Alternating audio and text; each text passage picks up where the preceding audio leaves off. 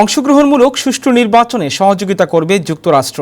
অন্তর্বর্তী সরকারের প্রধান উপদেষ্টা ডক্টর মোহাম্মদ ইউনুসের সঙ্গে বৈঠকে এই কথা বলেছেন মার্কিন পররাষ্ট্রমন্ত্রী অ্যান্টনি ব্লিংকেন। এদিকে যুক্তরাষ্ট্রে বাংলাদেশের নতুন যাত্রায় ব্যবসায়ীদের অংশীদারিত্ব চাইলেন অন্তর্বর্তী সরকারের প্রধান উপদেষ্টা ডক্টর মোহাম্মদ ইউনুস। বিস্তারিত রিপোর্টে।